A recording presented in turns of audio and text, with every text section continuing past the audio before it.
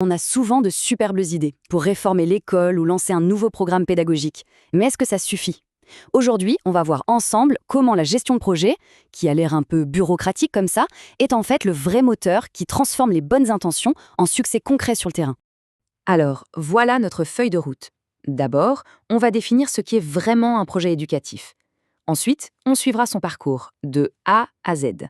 On ouvrira la boîte à outils indispensable, on verra qui fait quoi, et pour finir, on regardera les grands défis que tout ça permet de relever. C'est parti! Allez, commençons par la base. Avant même de parler de gestion, il faut qu'on soit d'accord sur de quoi on parle. C'est quoi la différence entre une simple initiative et un vrai projet éducatif bien structuré? La réponse, vous allez voir, elle est essentielle. Oubliez tout de suite l'image des listes de tâches à n'en plus finir. Non, la gestion de projet en éducation, c'est une vraie discipline.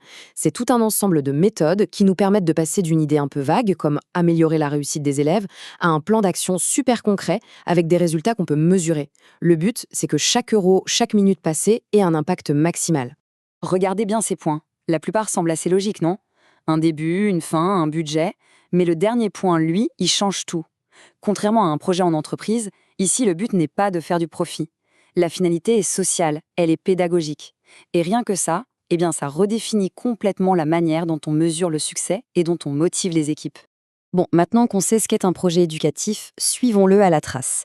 De la petite étincelle de départ jusqu'à l'impact qu'on espère durable, chaque projet, qu'il soit tout petit ou national, suit un parcours bien défini, en plusieurs étapes clés.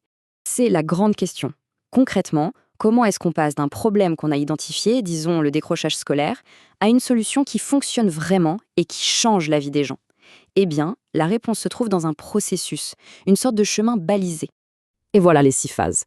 Pour faire simple, c'est un peu comme construire une maison. D'abord, on analyse le terrain, c'est la phase d'identification. Puis, on dessine les plans avec l'architecte. Ça, c'est la conception. Ensuite, on planifie les travaux, le budget, le calendrier. Puis, on construit, c'est la mise en œuvre. Évidemment, on vérifie que les murs sont droits au fur et à mesure, c'est le suivi.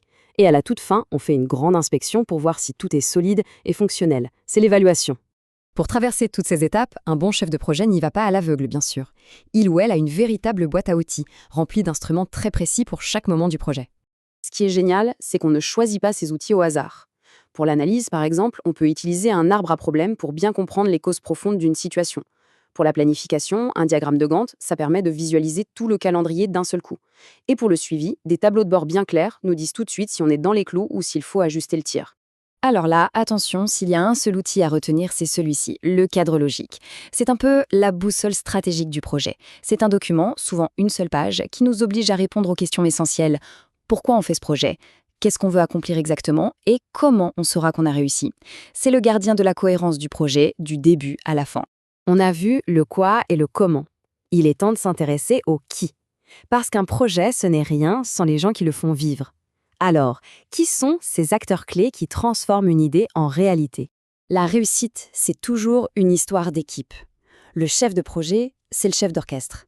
Mais c'est l'équipe pédagogique qui joue la musique tous les jours dans les classes.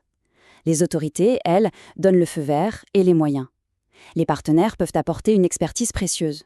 Mais il ne faut jamais oublier les vrais acteurs principaux, les élèves, les enseignants, les familles. Sans eux, le plus beau projet du monde reste une coquille vide. Et c'est justement ça qui rend ces projets si spéciaux. On ne gère pas des humains comme on gère des briques ou des lignes de code. L'impact sur le climat scolaire, par exemple, ça ne se mesure pas comme ça en quelques semaines. C'est du bien-être, de la motivation. Les résultats prennent du temps et demandent une approche beaucoup plus souple basée sur l'écoute. Ok, toute cette méthode, c'est bien. Mais au fond, pourquoi on s'embête avec tout ça?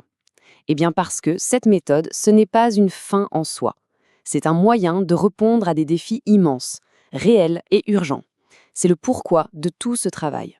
Ces chiffres, ils parlent d'eux-mêmes. On voit bien où sont les priorités. Presque un tiers des efforts vise à améliorer la qualité de ce qu'on apprend à l'école. Un quart est dédié à la lutte contre le décrochage. Ça, ce ne sont pas des problèmes qu'on résout avec des discours. Il faut des projets ciblés, avec des objectifs clairs et un suivi sérieux. Et c'est là que la gestion de projet cesse d'être une simple technique pour devenir un impératif pour arrêter de naviguer à vue. Mais alors, c'est quoi la recette magique? Comment on passe de la bonne intention à une transformation qui dure? On va maintenant distiller les ingrédients indispensables pour qu'un projet ait un impact réel. Cette phrase résume tout parfaitement. Il ne faut surtout pas voir la gestion de projet comme une contrainte administrative, mais vraiment comme ce que c'est. Un levier incroyablement puissant pour changer les choses en profondeur. Donc, si on devait tout résumer, il y a 4 piliers. D'abord, bien analyser le problème, sans se voiler la face. Ensuite, planifier de manière réaliste. Troisièmement, impliquer tout le monde dans l'aventure. Et enfin, le plus important peut-être, évaluer. Mais pas juste pour cocher des cases. Il faut se poser la question, quel changement a-t-on vraiment provoqué? Et pas seulement, a-t-on fait ce qu'on avait prévu de faire? La nuance est énorme. Je vais vous laisser avec cette question.